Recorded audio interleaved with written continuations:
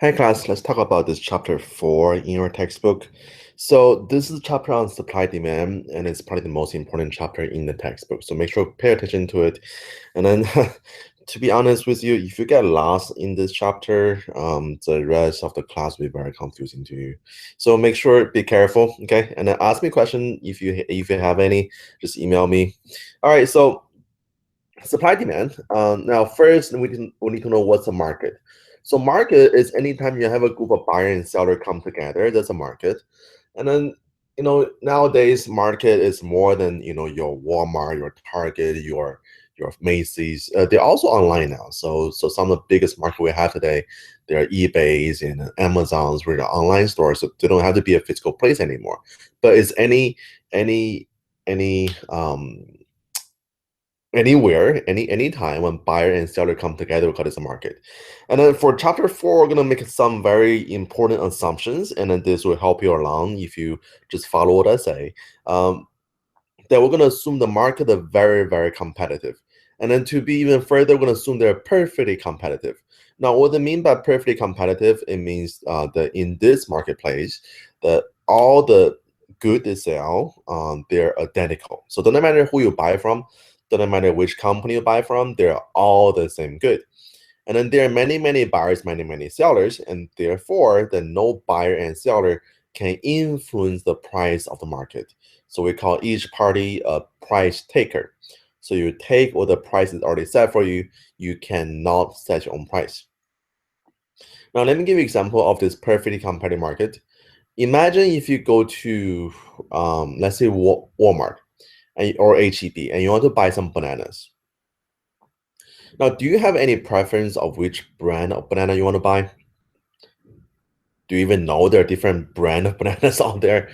There's Dole and there's a Chiquita. Is there another brand? I can't remember, but let's suppose there are. So you go to Walmart and there's 3 different brand of banana in front of you, and they're all the same quality. The only difference is the little sticker on there on top of it, so you know they're different brand. So given the same quality, which one would you buy from? Like, what is the most important decision most important factor that will influence the decision? It's probably price, right? So if there's all the same quality, then you're gonna buy whichever is cheaper. So in this banana market, then every single good are all the same. So for consumers, we don't care about the we don't care about anything else. We don't care about the brand. The only thing we care about is the price. So we buy wherever is cheaper. So this is why we say that companies in perfect competitions, they are all price taker. Now, if you're, let's say if you're Dole, and then you set your own price. So you set it more expensive than everybody else. Nobody will buy from you because every single consumer just buy the lower price good. So for companies in this market, you cannot set your own price. You have to buy, or you have to take what the price is already set in the marketplace. That's why each company, each buyer, each seller, we call them a price taker. Okay, so in this chapter 4, we're assuming that every single company, every single buyer, every single seller, we're all price taker in this market. So we take what the price already set. We cannot set our own price. Okay. All right. And then first demand.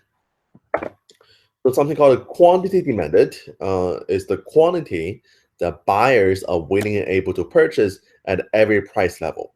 So when the price is high, how much do you want to buy? When the price is low, how much do you want to buy? And then with this quantity demanded, we have our first law. It's a law of demand. So it claims that the quantity demanded of a good falls when price of good rises and other things equal.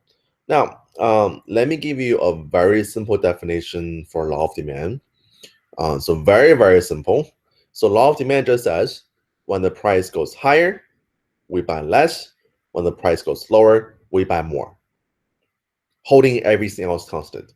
So same income, same quality, same quality, same color, same brand, same everything. It just, if the price change, so price getting more expensive, we buy less, and then price getting cheaper, we can buy more. So this is called law of demand. And this thing over here says other things equal. This is very, very important.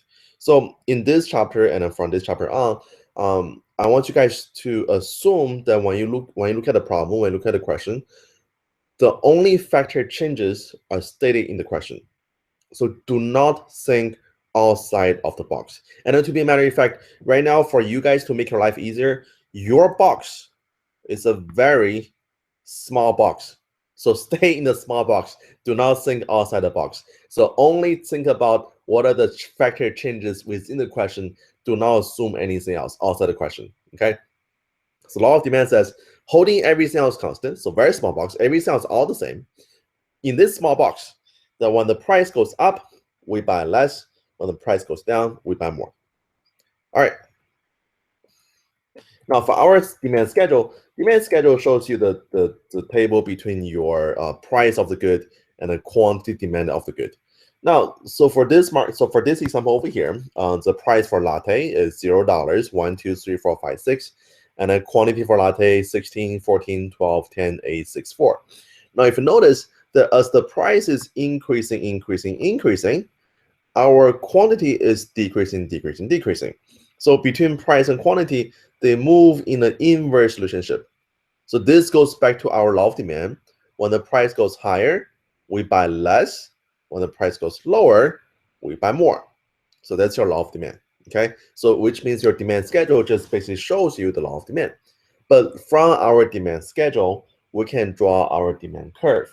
So for the demand curve, it's a two-dimensional curve with price on the vertical axis, quantity on the horizontal axis. And then what you want to do is just plot the points you have. So the first point we have is 0 and 16. So when the price is $0, our quantity demand is 16. So that will be our first point. And then draw all the other points and then connect all the points you have. This line is our demand curve. Okay. So notice that the demand curve is usually downward sloping. Sometimes you might see a flat demand curve, and then very rare do you see a vertical demand curve, but almost never do you see an upward sloping demand curve. I mean, this is a very, very rare. You will never see this in the test. So usually downward sloping, but this is also a horizontal and vertical. They're also good demand curves. And in chapter 5, we're gonna talk about what kind of demand curve they are.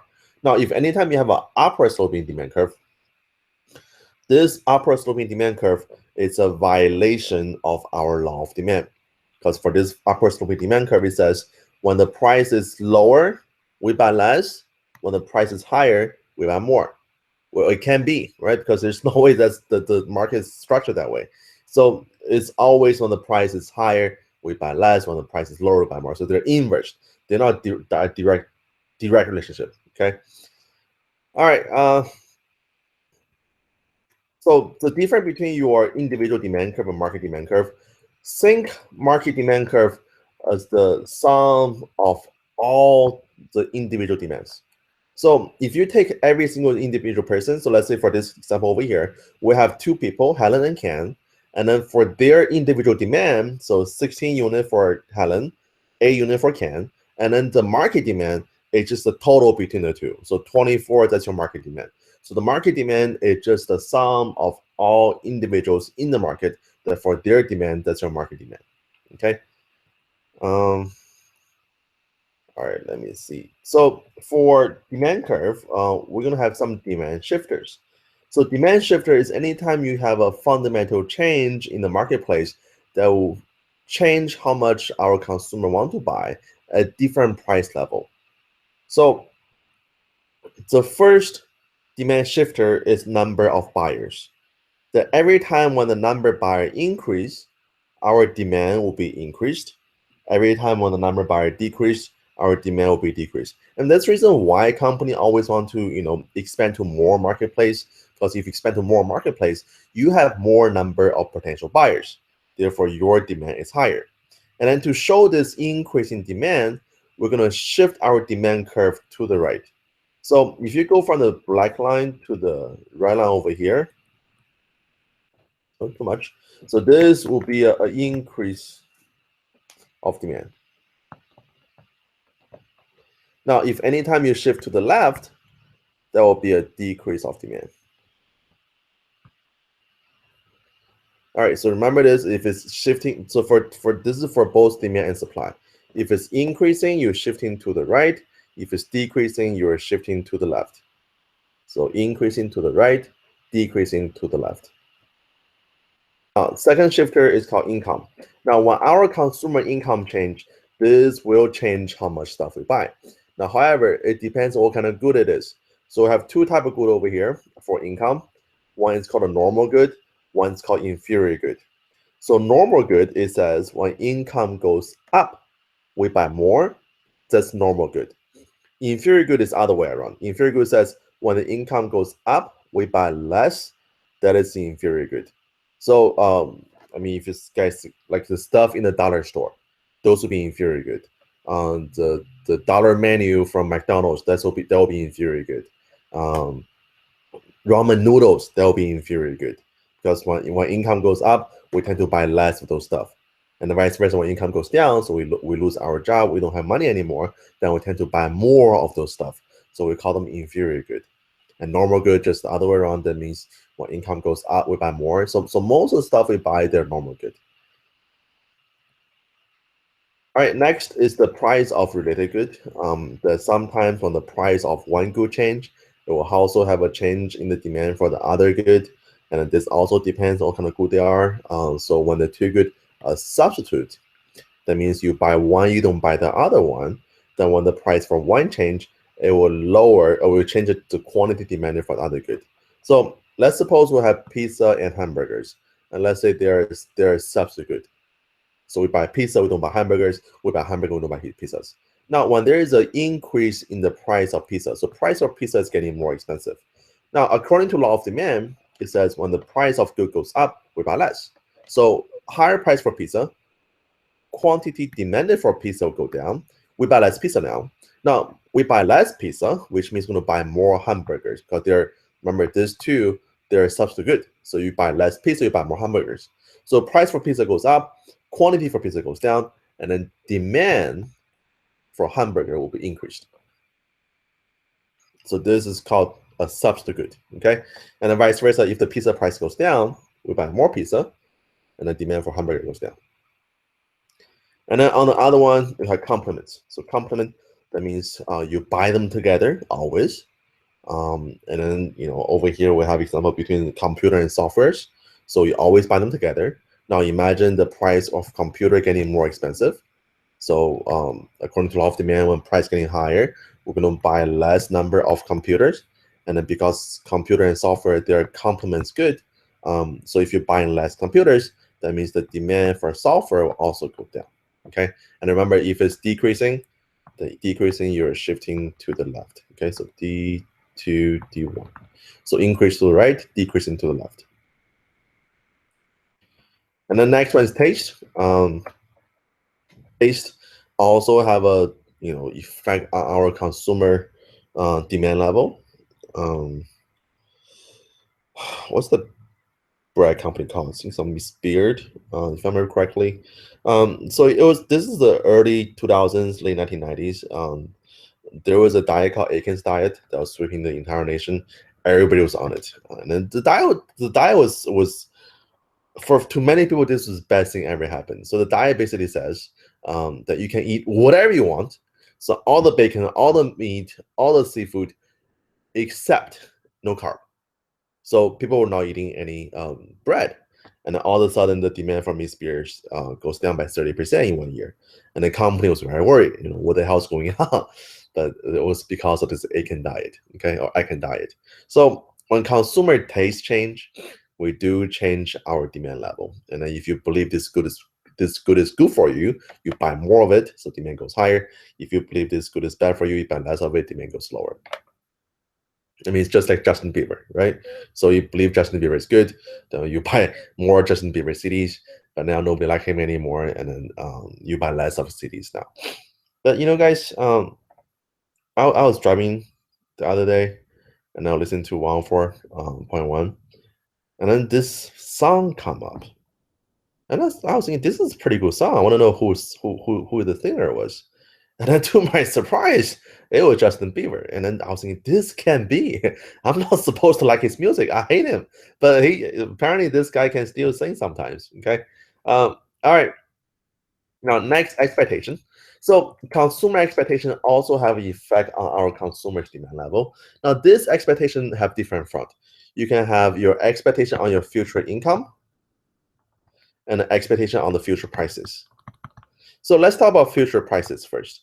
If you expect the future price is higher, then today you buy more. Because if you expect tomorrow price is higher, tomorrow you buy less. That's why today you buy more. And then vice versa, if you expect tomorrow future price is lower, then today you buy less, tomorrow you buy more. So one of the examples you can think of is that is price of cigarette. Now in Texas, when you buy a pack of cigarette, it's what for $5, $6. Now a lot of what you pay into the price of cigarette is going to tax. So and then every time when the state is changing how much tax we charge, and it's never going down, it's always going up. So every time we increase the tax on cigarette, the tax is always increased on Monday morning. And then you're going to notice that the Sunday night before the price increase, before the tax increase, there are always lines outside the gas stations, people buying cigarette, because we expect that by Monday morning price is higher, then Sunday night I buy more. So the demand for today is higher. And then the second one is future income. So how much money do you expect to have in the future? And this also have a change in your demand level. And then again, this apply to either normal good or inferior good. So if you have a normal good, and then if you expect the future income is higher, so you're going to be very rich in the future, then today you buy more of a normal good. And then vice versa, that suppose you have a job now, but you do worry about your job security, that you think, oh, you know what, I might lose my job next year. Then I might not want to buy the new cars anymore. I might want to buy a used car, which is going to be an inferior good. Okay, so that's the expectations. So notice that when this 5-factor change, so number of buyer, income, price of really good, taste, expectation, when this 5-factor change, we're going to shift our demand curve. And I think this as a fundamental change in demand. So when this 5-factor change, your demand curve is either increase, which means shifting to the right, or if it's decreasing, which means shifting to the left.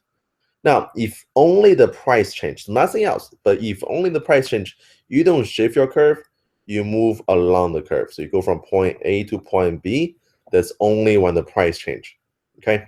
So make sure you know difference. And later on, I'm going to tell you that this 5-factor is called change in demand, and then the price change is called change in quantity demanded. So change in demand. This one is change in quantity demanded. Okay. All right. Let's skip this. Next, supply. So supply is the opposite of demand. So first you're going to learn is called quantity supplied. So the quantity supplied of any good is how much quantity or how many quantity the sellers are willing and able to sell at every price level. That's called quantity supplied. And then for quantity supplied, we have a for the quantity supply, we have a new law. It's called law of supply. Law of supply says that claims that the quantity supplied of a good rises when the price of a good rises. Other things equal. So very similar to the law of demand. But let me give you a very simple definition for law of supply. It just says that when the for law of supply, when the price goes up, quantity supplied goes up. When the price goes down, quantity supplied goes down. Now, the reason why that is that when the price goes up, company have more incentive to sell more good, because at a higher prices, holding everything else constant, everything else equal, the company can make more profit. Then why not sell more? Now, however, if the price goes down, then company profit goes down, they want to do something else. So therefore, the quantity supply will go down. So price goes higher, we sell more. Price goes lower, we sell less. That's your law of supply. And then for law of supply, also have our supply schedule. So supply schedule, this is again for latte. Price of latte 0, 1, 2, 3, 4, 5, 6. Quantity for latte 0, 3, 6, 9, 12, 15, 18. And then if you see this now is a direct relationship. Then they both go up or they both go down at the same time. Now, from our supply schedule, we can draw our supply curve. So plot all the points here. This line is your supply curve. So your supply curve is always upward sloping, okay? And the demand curve, remember, is always downward sloping. So this is our supply curve, is always upward sloping. And then the market supply curve is very similar to the market demand curve. It's just a sum of all individual company supply curve. So suppose for this market over here, let's say at $1, Starbucks will need to sell 3 units, Peace will need to sell 2 units, and then total market will have 5 units of latte at the $1. So your market demand equal to the sum of individual, market supply is the sum of individual supply curve. Now, just like your demand curve, there are also some factors can shift your supply curve. The first factor is your input price.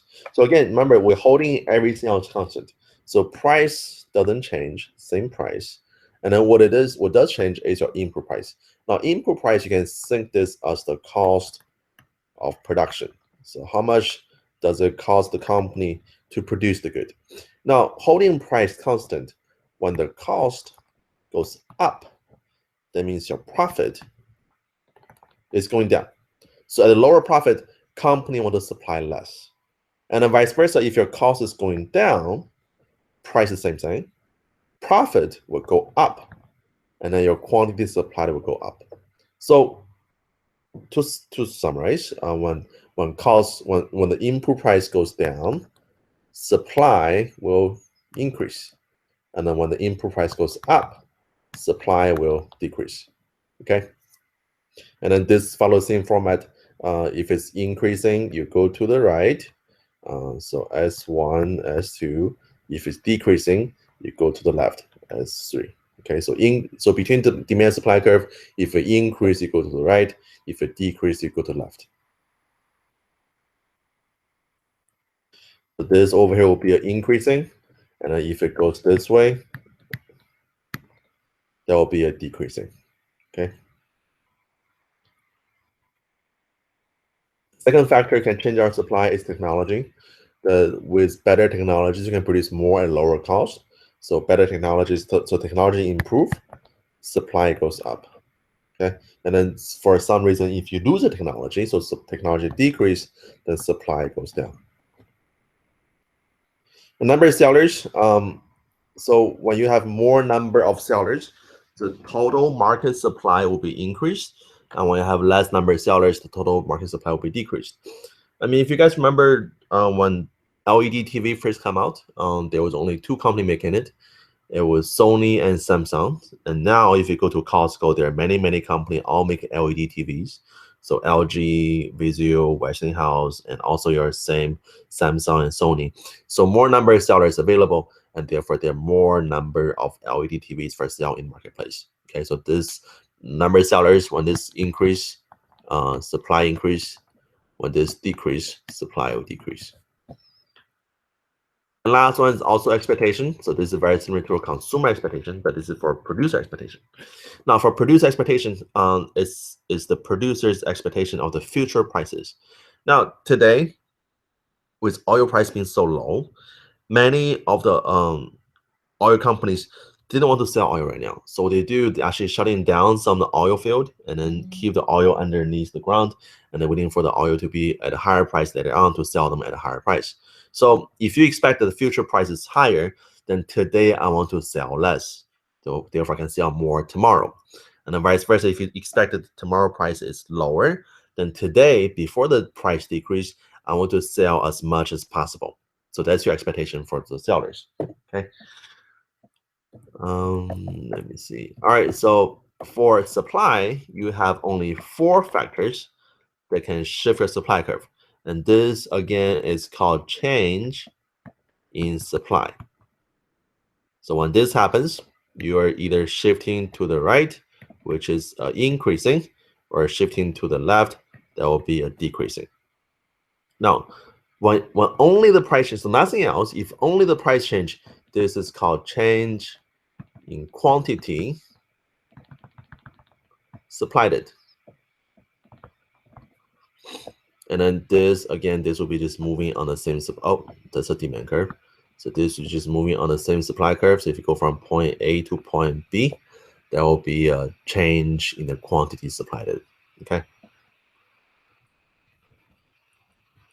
All right, let's keep going. Now, when this demand curve is always going down, supply curve is always going up, that means eventually these two lines will meet. And this intersection is the whole reason why we study supply and demand, because they will meet. And then where they meet is called the equilibrium. Now, the equilibrium has some special properties. At equilibrium, your quantity demanded is equal to quantity supplied. So how much is produced by the companies are all consumed by consumers. And therefore, there is no surplus and there is no shortage. And another thing for this equilibrium, equilibrium also tend to be a very stable solution for the market. And which means if anytime you are away from equilibrium, the market forces, the invisible hand, will push you back toward equilibrium. So let's suppose right now the price for this good is set at $5. Now at $5 which is higher than what it should be. At $5 on the supply curve, our quantity supplied let's call this 26. So company make 26 units. But on the demand curve, our quantity demanded, let's say only 9 units. So when the price is $25, company make 26, and the consumer only buys 9, which means we only have what, about 17 unit of surplus. Now, if you're a company who made this good, and nobody want to buy it at $5, and you're left in with it, and no, it's in the warehouse, it's in your inventory, what are you gonna do with it? Just let it go bad? No, right? You want to sell it at whatever way possible. And then the most popular way to sell this good when nobody want to buy it is to lower the price. So when the price is lowered, according to law of demand, price goes down, we buy more. So eventually when the price gets lowered, you're going to be able to sell off your inventories. But when the price goes lowered, that means you are moving back toward your equilibrium. So when the price too high, you go back to equilibrium, and then vice versa. When you have a price too low, let's say $1. So $1 over here on the supply curve, our quantity supplied is 6, and on the demand curve, our quantity demand is 21. So this would be a shortage. When you have a shortage, the price will be a bit higher. So eventually, you also go back to equilibrium. So that's why this equilibrium point is the most stable solution for the market. Then every time you're away from equilibrium, you tend to go back to equilibrium. Okay, all right. And now, guys, on the quiz, on the test, you're gonna see graph like this, and then remember the equilibrium is wherever the supply demand intersect. That's the equilibrium. But also, if you see a table like this and ask you where's the equilibrium, on the table, that at equilibrium, your quantity demanded is equal to quantity supplied. That's your equilibrium. So you see over here at $3, quantity demand is 15, quantity supply is 15, so they equal to each other. So this level of $3, that is our equilibrium. Okay, so that's how you look at the table.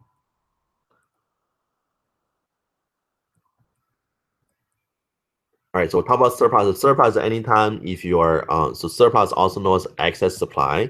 So anytime if your quantity supplied is more than quantity demanded, so we produce too much, we call this surplus. And then vice versa on the other side.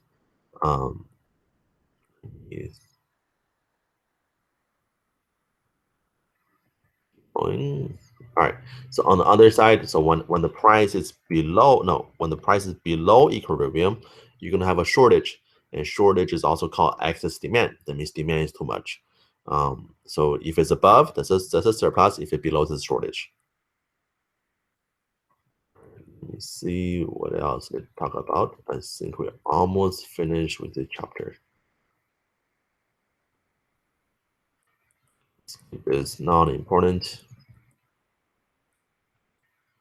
All right, so this is what we talked about before. So changing supply is anytime you have a shifting supply curve. So when those 4 factors change, that's called changing supply. And then changing quantity supplied, this is when you have a price change, and then you are moving along the same supply curve. That's called changing supply. Remember, this only happens when the price change and nothing else. Now, if anything else change, then you have this shift in supply curve, which is called change in supply. And then demand, same thing. So shifting demand, this is the 5 factors. Remember the income, taste, number of buyers, expectation, and then price of other good. So when those 5 factors change, we're shifting our demand curve. That's called changing demand. And then if only the price change, then we're moving on the same same demand curve. That's called change in quantity demanded. All right, so let me show you this. On your quiz and also on the test, you're going to see some questions that talking about, either shifting supply demand curve. Every time you shift your supply demand curve, you're creating a new equilibrium. And then from the new equilibrium, you can look at what is the price level for what's the new price level, what's the new quantity level. Now, suppose for this market over here, let's say this is a market for hybrid cars, and let's suppose the supply increased. So supply increased. Now this was our old equilibrium. So let's call this E1. When the supply increase is shifting to the right, let's call this point E2. Now this is your new equilibrium. At your new equilibrium, you're gonna have a new price level and a new quantity level. So at a new price level, price compared to P1 before, price is going down. And then for the quantity, compared to Q1, quantity is going up. So when supply is increasing, holding demand constant, price goes down, quantity goes up.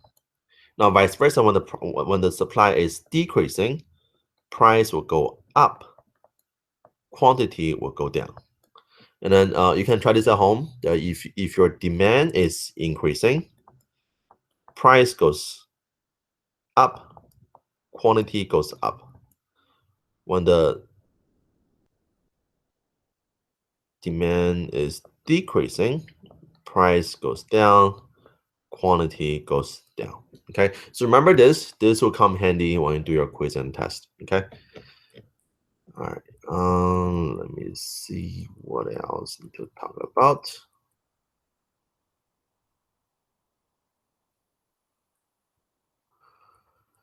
All right, so guys, this is it for chapter 4.